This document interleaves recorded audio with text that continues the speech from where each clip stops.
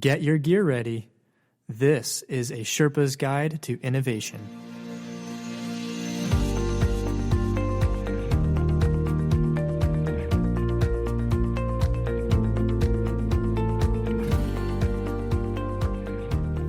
Dear listeners, I ask you now sincerely, are you ready to reorient your perspective on the transformation of healthcare? If you're ready, you may proceed. This is a Sherpa's Guide to Innovation, a podcast dedicated to guiding you along your innovation expedition. I am your host, Sherpa, Ben Tingy. My friend and colleague, Jay Gerhardt, Vice President of Consumer Strategy with the Atrium Health Innovation Engine, is here with me in the studio. Welcome, Jay. Hey, Ben. Great to be here. Really excited about this one. This is going to be awesome. Our guest today is truly one of a kind. He's a husband, father, physician, healthcare executive, professor, innovator, podcast host, and now an author. It's our pleasure to welcome Dr. Zeev Neuwirth, Senior Medical Director of Population Health at Atrium Health, host of Creating a New Healthcare podcast, and author of the recently released book, Reframing Healthcare, a roadmap for creating disruptive change. Zeev, welcome to a Sherpa's Guide to Innovation podcast. Ben and Jay, I am so glad to be here. It's going to be a lot of fun. Really, really fun. Outstanding. We're truly honored to have you with us. Before we commence with our conversation, we have a special message for our listeners. We'd love to hear your feedback about our podcast, and we're so eager to get it that we're giving away a free copy of Zeev's book to those who write a review for us on iTunes. Here are the rules. Give us a rating and a review on iTunes before Wednesday, June 5th, 2019. Then let us know that you did on Twitter using the hashtag InnovationEngine or by messaging me, Ben Tingy, on LinkedIn. Those who submit a review will have their names entered into a raffle, and the winner will be announced on one of our June episodes. And I'm willing to bet Zeev might be able to sign the book for us. I would be happy to do that. I was going to say, I'm going to sign up and do this for you. I want a free copy. Awesome. Well, Zeev, shall we begin? Yeah, let's do it. Terrific. So, Zeev, the podcast and your book are clearly intertwined. Talk to us about the origins of each and their relationship. Yeah, so the podcast actually came out of the writing of the book. And the writing of the book actually came out of me deciding to speak out and speak up a bit more than I had over the past, I would say, decade. But both are really, they're outcomes, they're derivatives of a desire to really create some more transformational change in healthcare. You know, I've been on this path and this journey for more than a couple of decades, and probably about 3, 4, 5 years ago, in the last 5 years, a couple of things happened in my life that just made me realize that I needed to disrupt my own career and my own path, and so I started to speak at small conferences and then at larger conferences about these ideas that I've been carrying in my head for probably a decade and had really been formulating. And I didn't know how it was going to be received, and I was just flying around the country and giving these talks and really looking for people who were interested in transformational change. And out of the talks, people would come up to me and say, you know, do you have an article that I could bring back to my organization? And so I started to write an article I hadn't written in quite some time. And sure enough, of course, the article became a bunch of articles that I kept in my drawer. And all of a sudden I'm looking at this pile of papers and I'm realizing they're chapters of a book. And so I decided one day, you know, it's a little Forrest Gumpish, but I decided one day I'm going to write a book. And so I started and realized early on that I needed to get more stories to support the theory that I had been formulating, because the theory came out of observation. It didn't come out of my head. It just came out of me listening to and looking at what the leading entrepreneurs and leading innovators and leading organizations were actually doing. I just created a theory out of it and a roadmap. So I needed to go back and actually get quotes and get stories.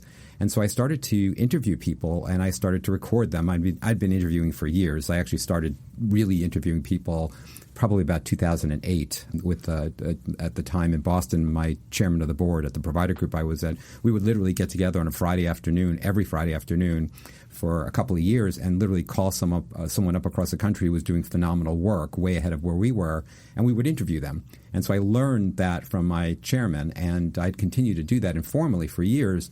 But this time I was taping it and I was transcribing it, and it was just such a phenomenal experience. I mean, it was literally a moving experience, not just for me but for the other people.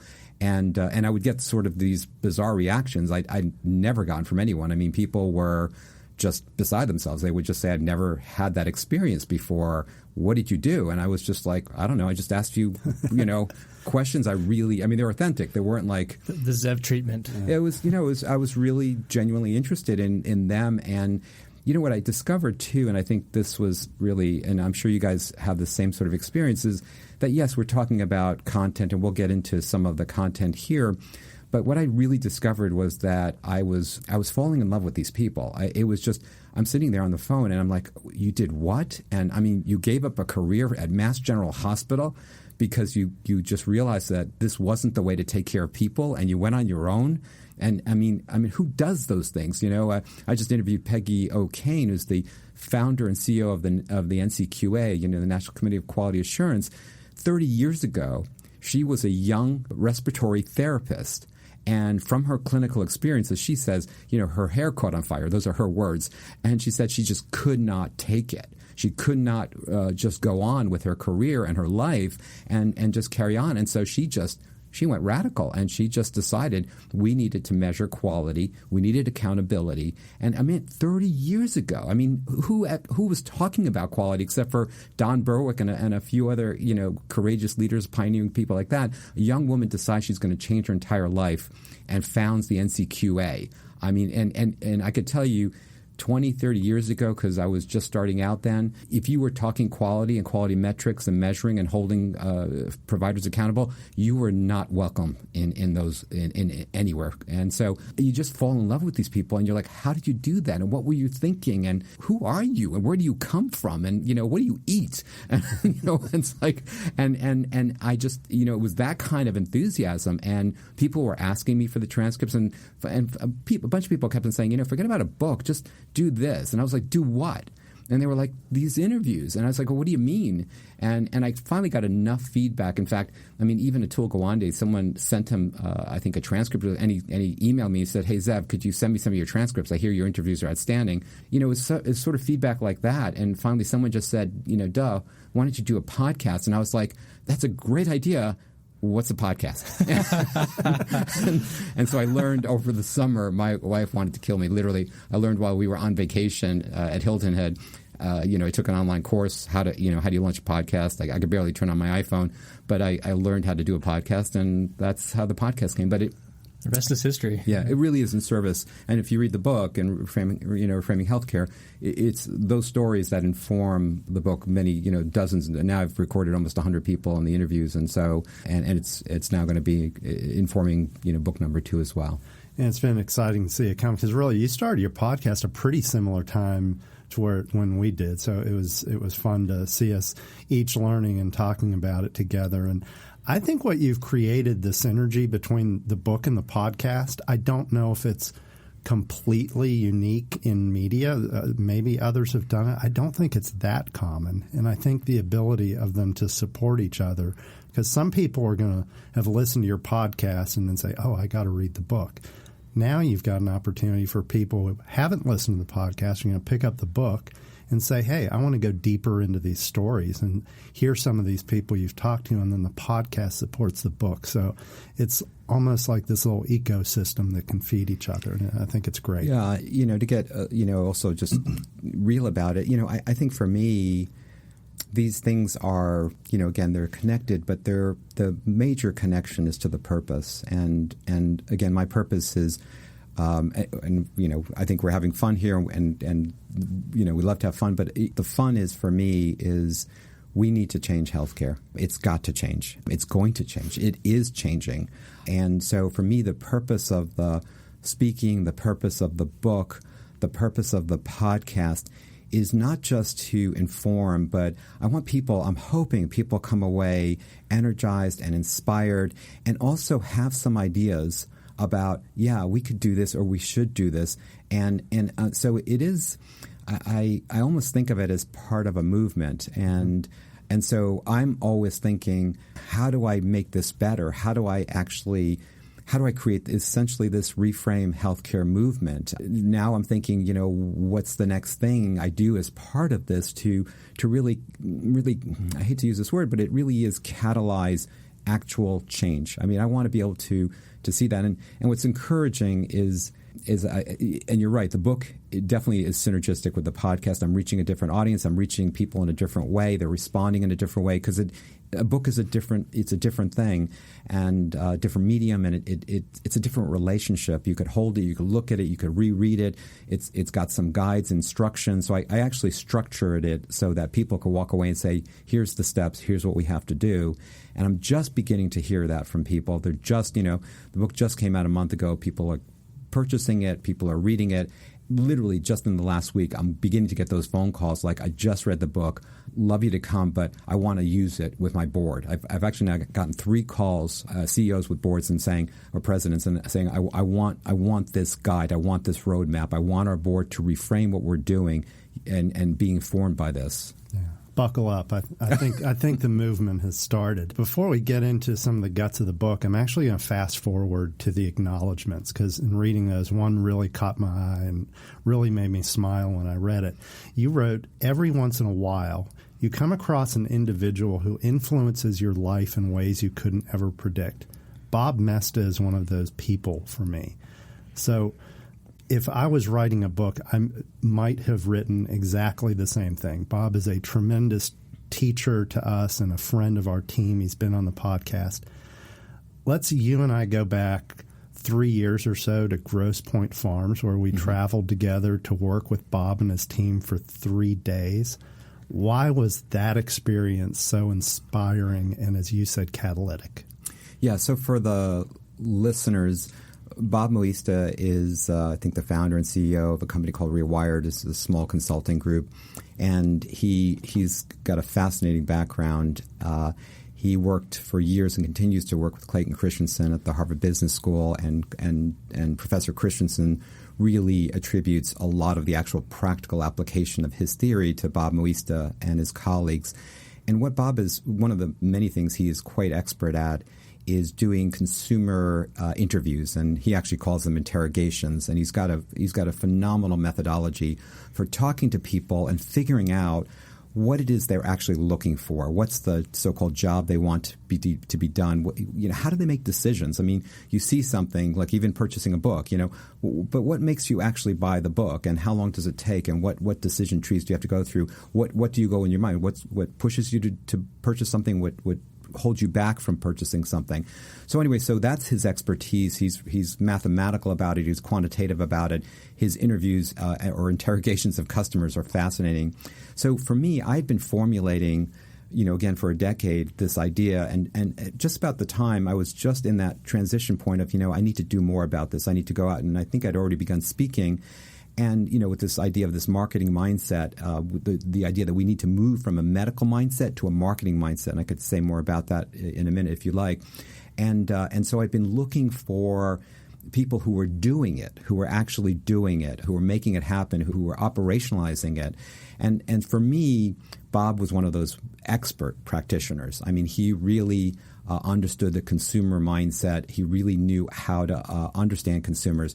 So that was one part. But to your point, it wasn't just when we were working with them, and we actually spent, as you recall, we spent days decoding those interviews. They had been transcribed, and we were literally looking at words and phrases and organizing them, and that was phenomenal. But it was really the dinners we had and the breaks we had when we were sitting in the lounge of his office and just talking.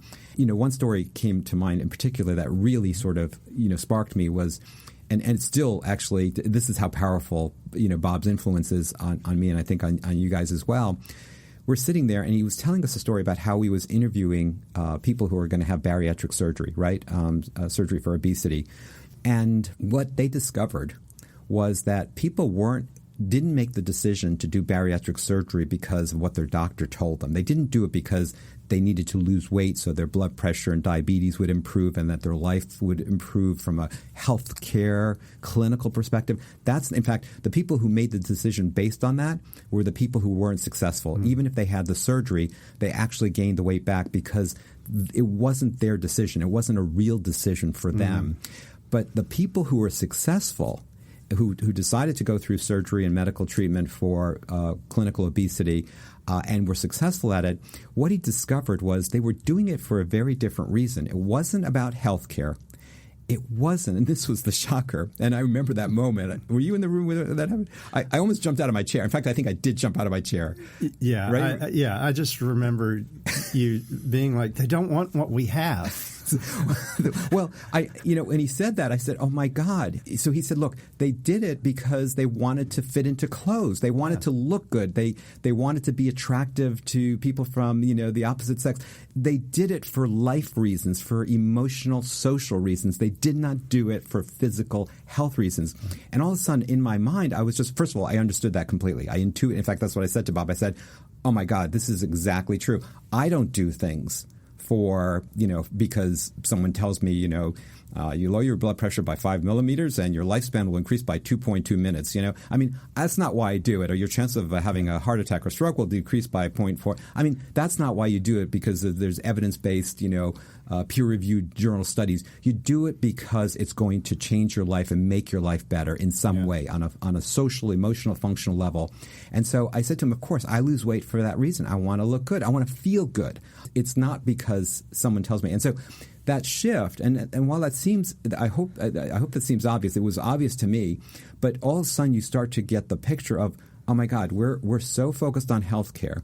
But other than those people like us who are interested in healthcare because it's our mission, it's our passion, it's our livelihood, no one else is interested in healthcare. No. Then you get to the point, well, maybe it's health. And again, you have to think to yourself, yeah, some people are interested in health, but, we call them health nuts. And, I'm one of them, admittedly, but I'm also interested in healthcare as well. But the vast majority of people are really just interested in their lives, okay? They just want to live their lives. And I think in other industries, and we could talk about brands in other industries, they get that. They know that secret, that no one's interested. I mean, again, Apple, all the sorts. Yes, you have a few tech nuts that they will line up outside of the stores when some new product is being delivered. But the vast majority of people, 99% of people or more, they're just trying to get by. They just want to live their lives. They want to be happy. They want to have people around them. So health care and health are actually not, generally speaking, the primary goals. They're not the product. They're not, right, exactly. They're not the product. They're just an enabler. And that, I think for us, and that's the danger when you're so passionate about what you do, whether you're a surgeon or a doctor or an engineer or a dentist or a shoemaker, it doesn't matter. You get so involved in what you do and you love it so much that you forget that that's not what other people come to you for. They come to you to solve their problem, not for you. Yeah. And I think that was one of those kind of, it just clicked in my head. I totally just viscerally understood it, and so it really informed a lot of the consumerist marketing mindset work that I actually developed after that. Yeah, supply side versus demand side innovation. Totally, exactly.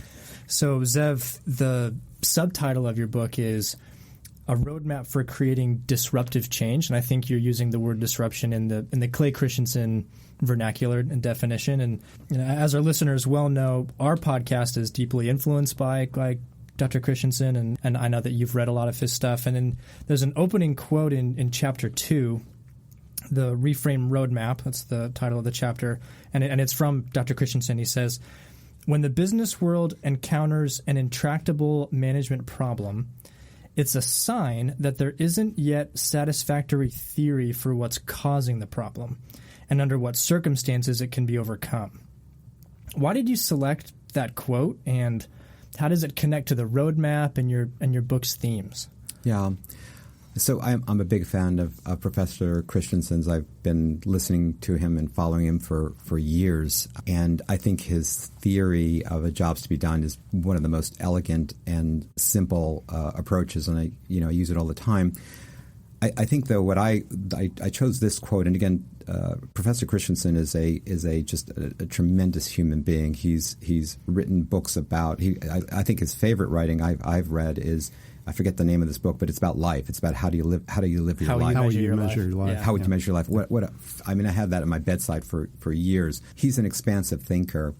And I think like many other expansive thinkers in our generation and other generations, in that statement, this goes, I would say this is not at the level of the jobs to be done. This is meta theory. So, and that's what the reframe roadmap is. It's a meta theory that other theories fit into. I think his theory fits into.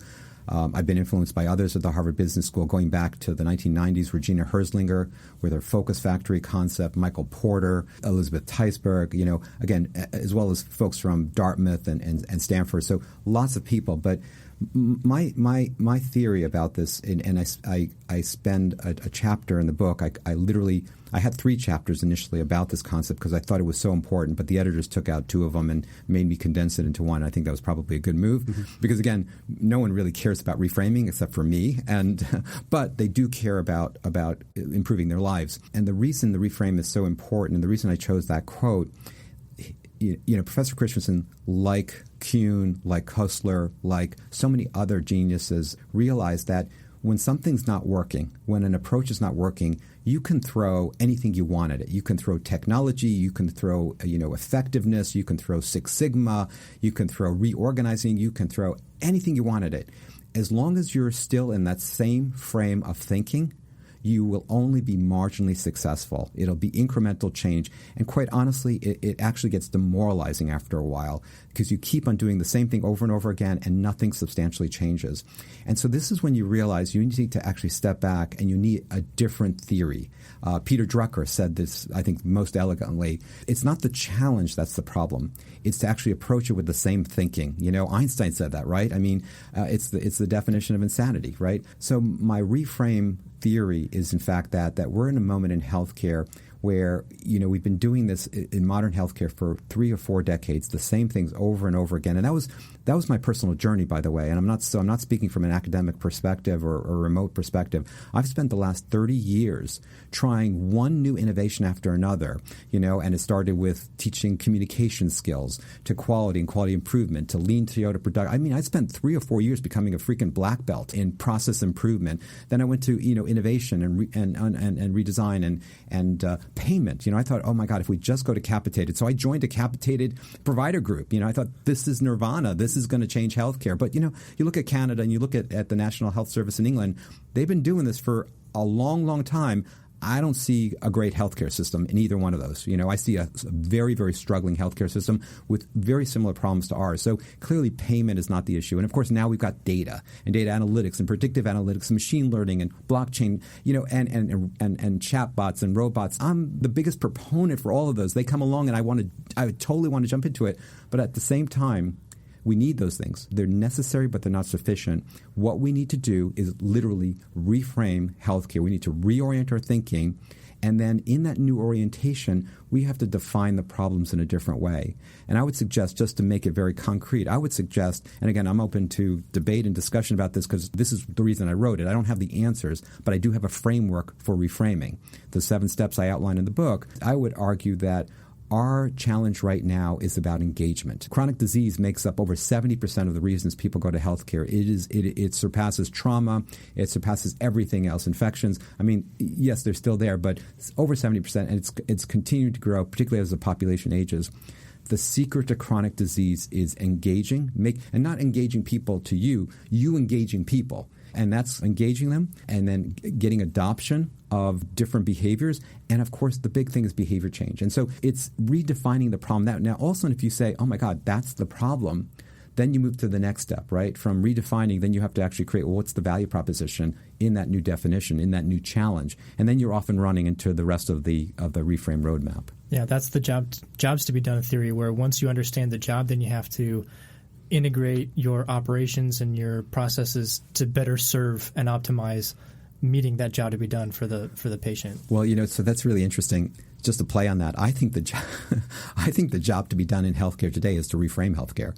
I think that's the meta job. The meta job. And once we do that, then I think theories like the jobs to be done, Christensen theory, is a core tool. I can't imagine how you could redesign healthcare without that kind of framework, his framework.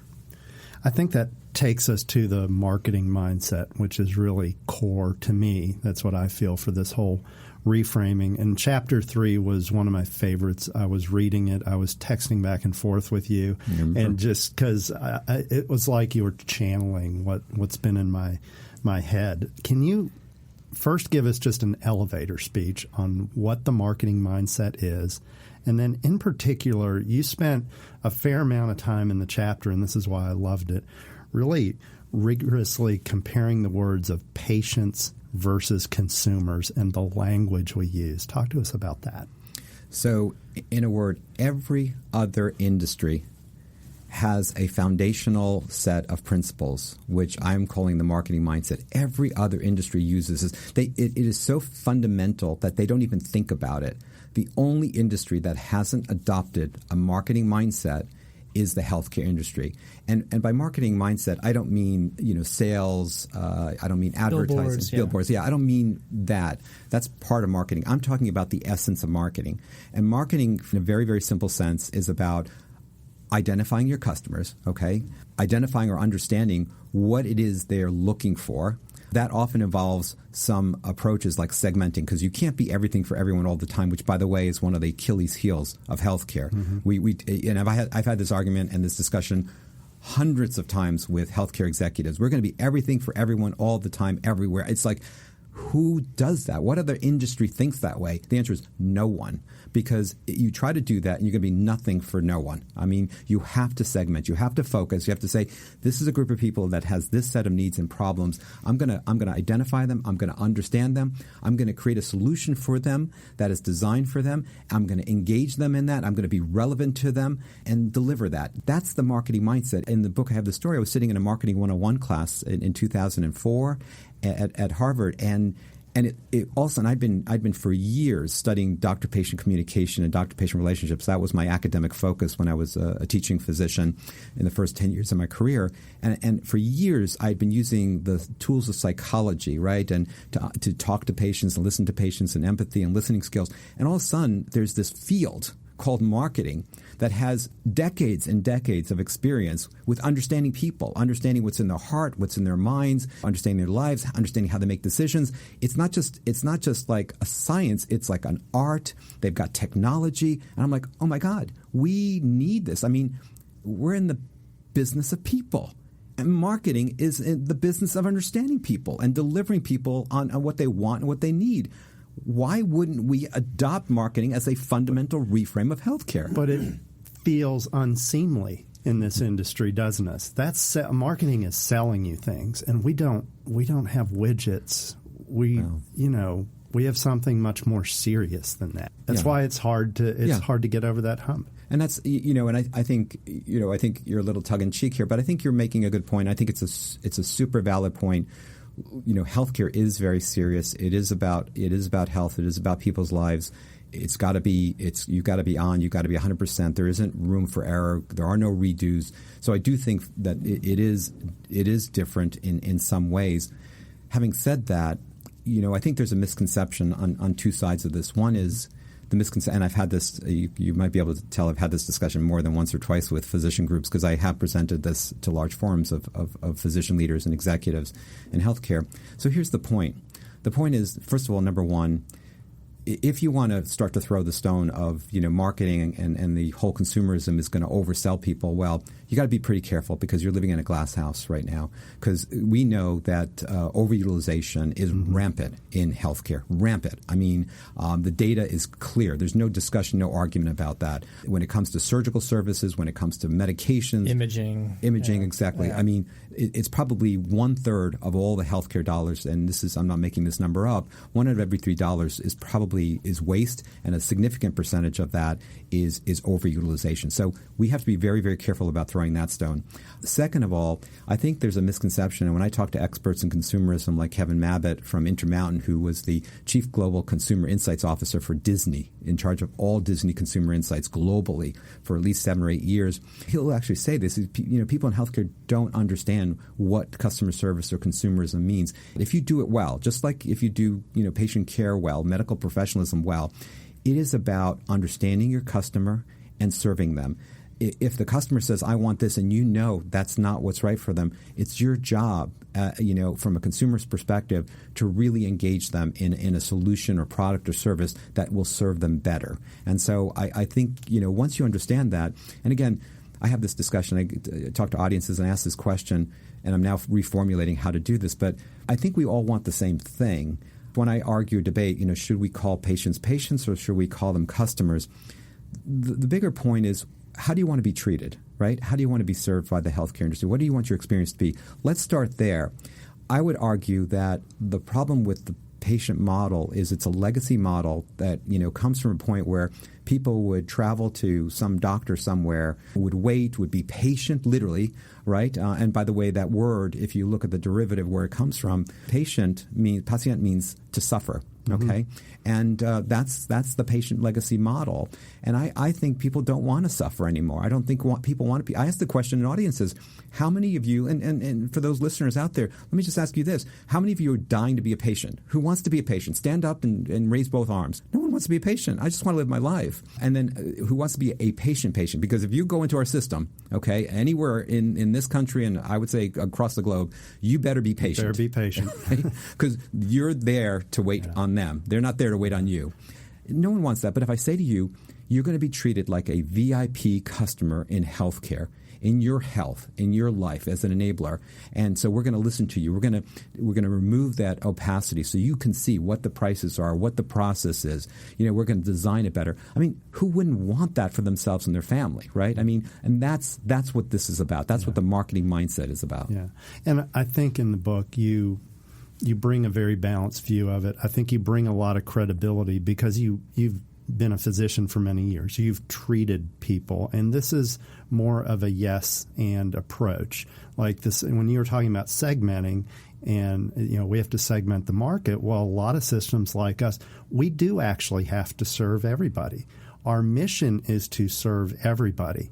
But that doesn't mean we can't take a segmented approach. Just because we talk about segmenting and looking at the jobs to be done, that means we can serve everybody better. It's not an either-or type of thing. And I think you do an excellent job in the book and in the movement you're trying to create with that.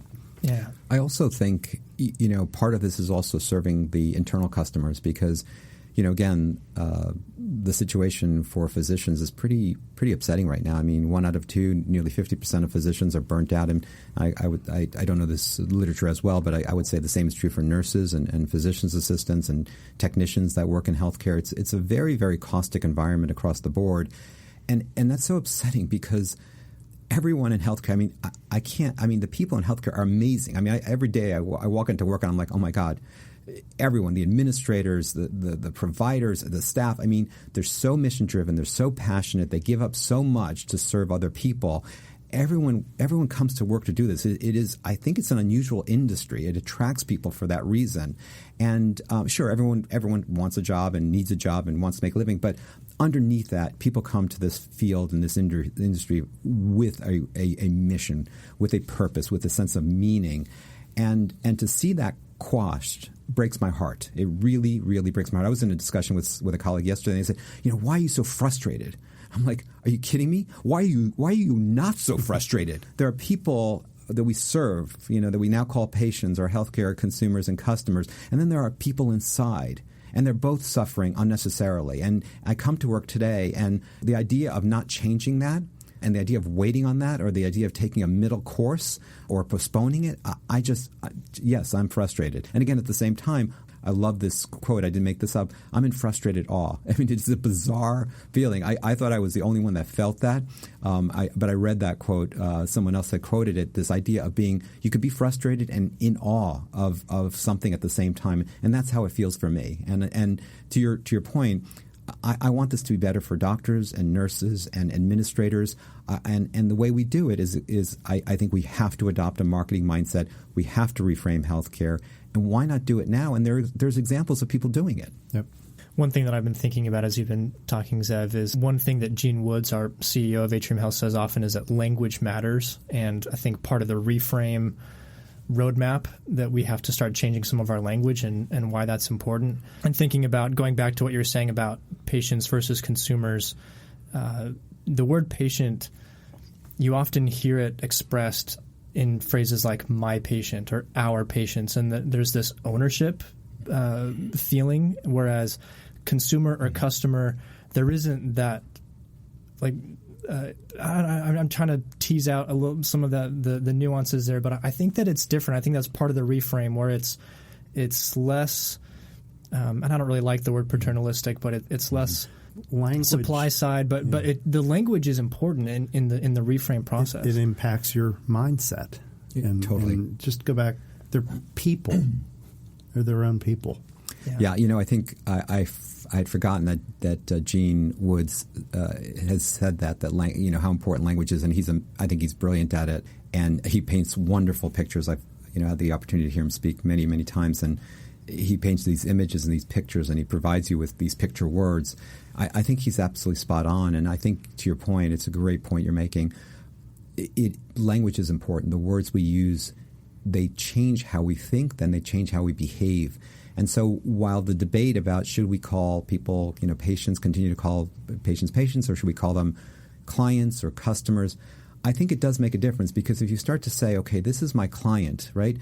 A client relationship is different, right? And it's all of a sudden, it does, to your point, now I'm there to serve the client, and the onus is on me. How do I engage with them, and how do I understand them, and am I doing a good job for them, and am I relating to them? And it really, again, in the book I have a side-by-side of what it means to be a customer versus a patient, and it's not even complete. I have to say, I've looked at it now, I'm thinking I left out so many, side-by-sides, but, patients wait in waiting rooms for the important doctor, and they don't know what the price is, they don't know what the procedure is, they often don't know what follow-up is. I mean, customers don't get treated that way. If you get treated that way as a customer, you walk, right? If you get treated as a client, you find someone else. Yeah, you fire that solution and hire something else. Exactly. And so I do think you're right. I think all of it, and the idea of even rebranding, I mean, even to put it out there. And again, the book provides the roadmap. It also provides a primer on each one of those. I don't think people, I use the word rebranding, and people, I've yet very rarely come across someone, and I would say even the so-called branding experts, at least the ones that I've seen deployed in healthcare, it's often thought about, well, what's the color we're going to use on our logo, or what's the font we're going to use, or what's the name we're going to use. That's not branding in my mind. Branding is about a value proposition. It's about what value are we going to bring to this world. That's what branding's about. And when you look at powerful brands, again, it's not their logo. The logo is just a logo. That's part of the branding process. The real branding process is how are we making people's lives better, and really, really understanding that and living that. And then that has to inform how you design your products and services, and that has to inform how you're organized, right? And that has to inform how you direct your strategies, tactics, and resources. And I'll say this, someone said to me a long time ago, a coach in high school said, don't look at their eyes, okay? Look at their belly button, okay? Where they move, their behaviors or the actions tell you everything. What they say and what they look at, don't even look at their eyes, okay? Look at their belly button. And that's what I do. Where's the money going? Where are we directing our strategies? Where are we directing our tactics and resources? And when you look in healthcare, that's what I've been studying for the past 10 years. And that's how I formulated this whole marketing mindset. Yeah, I think that leads well into my next question. In Chapter 6, you state, if we don't understand, appreciate, and incorporate design thinking into our delivery of healthcare, we will become dinosaurs, that is, extinct. And you know our team well. You've worked with us for many years. Mm-hmm. You're preaching to the choir. We love design thinking and empathy and ethnography and prototyping and all of that, and how it gets us closer to understanding the consumers. How do we get that imperative for design as not only a differentiator, but as a key organizational competency into traditional healthcare organization C-suites or in leadership as a leadership company in healthcare. So are you seeing encouraging signs, and how do we do that? Yeah, I am, and let me just answer the first part of your question about design. So I think about design as not like definitely not anything like a foo-foo kind of, let's change the color, let's change the hallway, let's change design is fundamentally about respect. So if you tell me you respect your customers, then I'm going to look at how you've designed everything, right? And how you've designed your services, how you've designed your clinics, how you've designed your communication processes. That tells me whether you respect your customers. It's looking at your belly button and not your eyes. And so and we all know this. I mean, when something is designed well, we melt. We just are like, I want more of that. I want to be part of that. Because it makes us feel like we're respected, right? It makes me feel good about myself. When I experience a bad design, it actually literally makes me feel bad about myself because you clearly don't respect me. And so I think that it's that. I think the other thing about design, again, if you redefine the problem today in healthcare and health in general as one of engagement and behavior change, well, if something is designed poorly, you're not going to get engagement. And you're not going to get behavior change, okay? Because people aren't going to use it, and they're not going to use it well, and it's not going to be sustained. If you design something well, you're going to get engagement and adoption and behavior change. And so I actually think it is fundamental. It may be more fundamental and more important than the drug you use or the surgery you provide. It is a clinical imperative. And so, and from a business perspective, I quote in the book a study by McKinsey. It was a 5-year study, huge study, and they looked at companies. They have this McKinsey Design Index, MDI. It's well worth looking at this study. Yeah, it's the business value of design. We've shared that before. Have you seen it? Great article. And I was reading that chapter, and I started thinking about that study before you wrote it, and then when you put it in there, I was like, you nailed it. Jay, I wrote the book for you. I channeled your. You did, and I appreciate it. No, really, that's so. I think it's great. I mean, I think and that's what I'm looking for too. That synergy. And I've had people actually say that to me.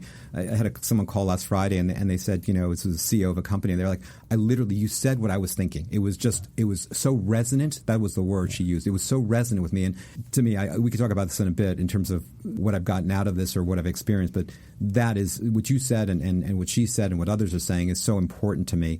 But I think the point is here, getting back to design, the point of that study was that companies who take design seriously, and they had 4 steps that were involved in terms of embedding designers and measuring the impact of design and bringing customers into the design at all steps of the process, including the post-marketing and post-development. They found out that companies who did that were doing financially way better than companies that didn't. It wasn't even close. And so, but you had to be all in. And to your question of, is this a pipe dream? Is it just happening in other industries and it hasn't hit healthcare yet?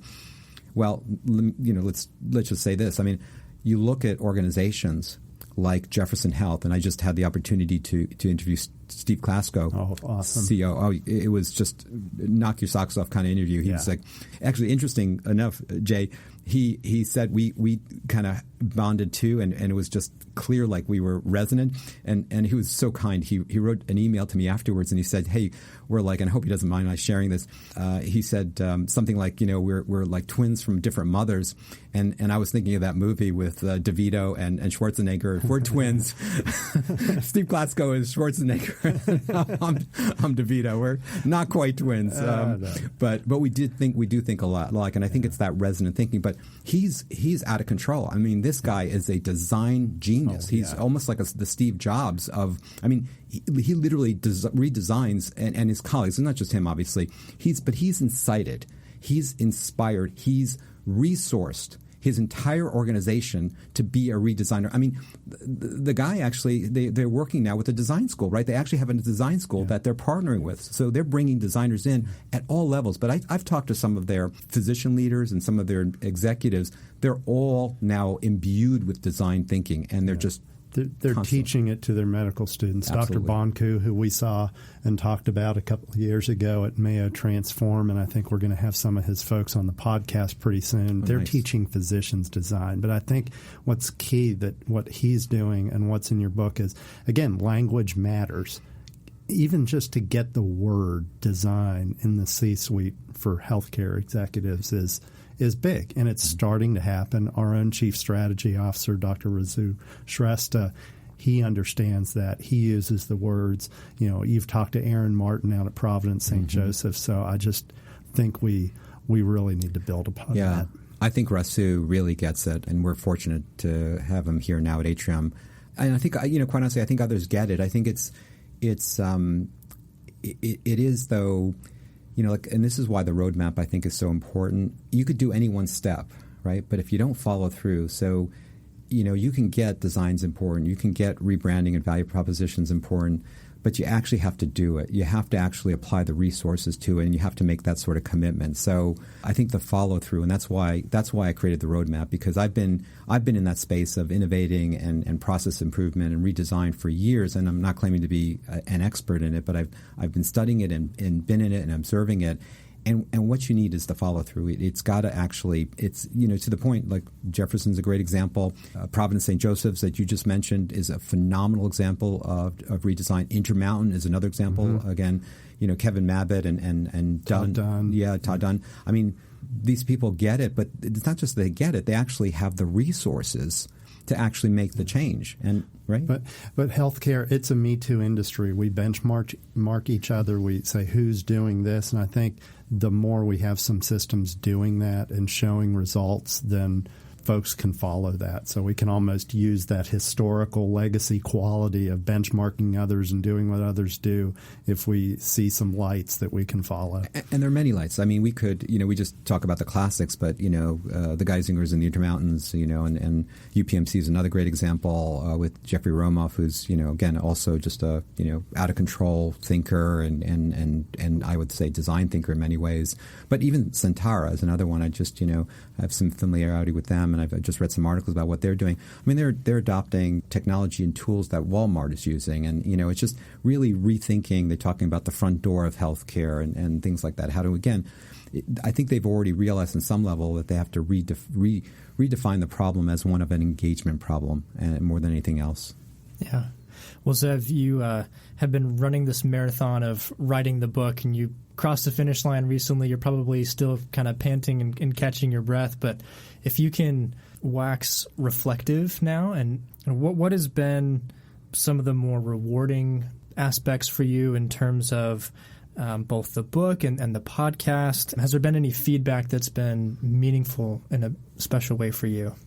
Well, the truth is all of it's meaningful. And even, Jay, saying that as he was reading the book, he was thinking about something, and sure enough, a few pages later, there it was. I think I started speaking out. I started writing the book. I started the podcast because I needed to have a different voice. I needed to have a voice. And I hear that feedback, too, from a lot of people. It's like you voiced what I've been wanting to voice, right? And I think there's something about that that's really, really important. I was looking for a community, a tribe. And the challenge is this, and it's not even about the people, because there are people, everywhere across this country in provider groups and organizations and hospital systems that are of this tribe, right, of reframing healthcare and realizing that and wanting to make it more consumer-oriented and more people-oriented and more humanistic and more about life, right? So that's not the issue. But I think the challenge is that, we're in our day jobs, and myself included, and you have a job to do, and you're focused on just kind of moving the ball to the next place. And there's very little time. And I think this is a symptom of the current paradigm, if you want to use that word, the current frame we're in, that there's so little time to really reframe, to say we need a new trajectory and we need to launch it in a serious way, and we need to resource it, and we need to measure it, and whether it's including designers or rebranding or different clinical models or different platforms. And so for me it was about having a voice. It was about not creating but actually being part of a tribe or of a community, and almost kind of like what the Starbucks call like their third space. It's not work and it's not home. It's this new space. So I was trying to actually create or join this space, if you will. The most wonderful things are obviously to hear the feedback, to get the emails and on LinkedIn, on social media, people saying, thank you, or my God, I've been thinking about this and wanting this, and you gave it a voice, and I love that idea. I share that idea. I've been working on that idea. That's what I'm looking for.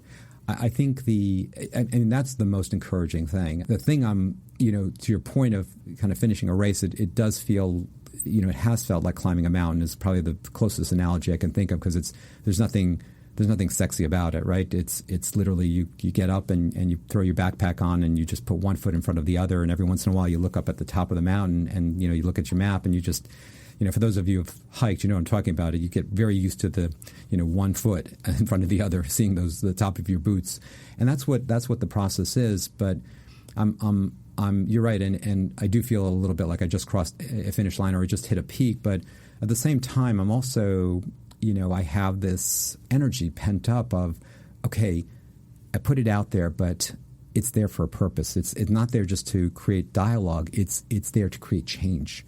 And so I am looking right now, and you offered at the beginning, you offered a book, and I'll be happy to sign a book for anyone who provides a review of your podcast, and I'll be one of those people. For me, the challenge I'm putting out there right now is I'm looking for someone to pick up the Reframe roadmap, and quite honestly, I don't care if you follow it in the way. I don't care if you make up, take 3 pieces and make up your own. Although I will say it's based on empiricism, so take it with that. But I'm looking for a CEO, I'm looking for a board, I'm looking for a provider group, a payer, an organization that really wants to reframe healthcare. And I'm happy they could just have the book and use it. I'm happy to come and work with them and guide them and inform them. But that's what I truly believe we need to do. We need to step back and reframe healthcare, and we need to follow it through. I got a call Friday from a CEO, and I wasn't feeling well. I had a little bit of a flu on Friday, and I almost didn't take the call. And she got on, and she was just like on fire. And she was just like, I'm buying 30 of these books. We're going to have my board read it. We're going to have my physician advisory council read it. And at our next meeting, we're going to start to reframe. And she even asked me if she could use the word, and I thought to myself, there was one side of me was like, can she use the word? And I'm like, it's English. Yeah, I think you could use it, And, she wants to use the word reframing. And I'm like, when you say, what's encouraging and hopeful, I was like, that's my dream. Yes, use the word reframe. And her vision is, I was just blown away. I had a flu, I had a fever on Friday. I was up dancing. We were talking, having a normal conversation. I was literally dancing in my home office, with the flu, with a fever, in my PJs. But that's what I'm looking for. I'm looking for organizations that really want to carry this through. Not just, and it's not, again, I make the point in the book, and this is so important. It is not about digital, or it's not about technology. Those are enablers, and they will definitely transform healthcare and help in the transformation. But technology has never alone done that. Steve Jobs knew that. His reframe was simple, right? He was the same thing. It was like, guys, no one loves technology. This is not about technology, right? This is not about computers. This is about people. And look what he did. He transformed how many industries? It wasn't just communications, right? It was the phone industry. It was the movie industry. The guy transformed 4 or 5 different, based on the same concept, a marketing mindset, consumerist orientation, but he reframed it. And he's just one example of many reframers, right? And so so that's my challenge to folks. I'm really looking for that group that wants to do this, and I'll help them in any way I can. Awesome. Well, we're volunteers. Awesome. Thanks, Zeev. Well, before we conclude, we have one last item of business, and so I'll turn it over to Jay for that. Uh-oh, I'm nervous here. Okay, Zeev, you use the word tribe, and I do think you're creating a movement, you're creating a tribe. So I think it is long overdue to bring you into an existing tribe, the Pink Socks tribe, which I think is really highly – I think Pink Sockers who listen to this and hear you, they're hearing empathy, and you've talked about humanizing healthcare. I think Jamie Edwards out there at Cloudbreak Health, a Pink Socker, he uses that term as well. Real connection. So I think you've been in the tribe for a while, but you just haven't been brought into the tribe. So this may be the first podcast gifting, and it's maybe not the typical gifting, if you think about the way it often happens, you and I have known each other for years, but maybe we haven't. Maybe I'm sitting in an airport sometime and you sit down next to me and I've got the pink socks on and you smile because people can't help but smile when they see the pink socks. And we start to talk. And maybe you talk to me about something going on in healthcare, and we form a human connection. And after we've had that conversation, I'm going to look you in the eye and say, Zeev, I see you, and you're a terrific person, and this is something to be able to connect with you. And then I'm going to give you a pair of socks. And that's what Pink Socks is all about. It's human connections. It means a lot of things to different people, but I think what you say in the book is so aligned. So very pleased to bring you into the Pink Socks tribe, Zeev. So listeners, Jay is handing Zeev 2 pairs of pink socks. There will be pictures and show notes. I have to say this, never in my life would I imagine that I would actually be so emotional about getting a pair of socks. But it means a lot. This means a lot. It means a lot to me coming from you, both of you, since I know you so well and I respect you so much and respect what you're about and what your colleagues are about and what this organization that we both work in is about. And so it really is. I'm sort of at a little bit of a loss of words. I cannot believe I'm being brought to my knees by a pair of socks, pink socks, nonetheless. Welcome to the tribe. Yeah. Thank you, Jay. And we join yours. Thank you. Yes, absolutely. It's reciprocal. Well, Zeev, this has been a real privilege to talk with you, and we're so proud of you, and thank you so much for your leadership in the transformation of healthcare. Thank you for joining us today. Oh, my God. It's such a great pleasure speaking with you guys. Thanks, Ben. Thanks, Zeev. Thank you. Well, dear listeners, thanks for tuning in. If you've enjoyed this episode, please purchase a copy of Dr. Neuwirth's book for yourself and another copy for a colleague. Share this episode on social media, and don't forget to submit a rating and a review on iTunes to be entered into the book raffle. Catch you next time.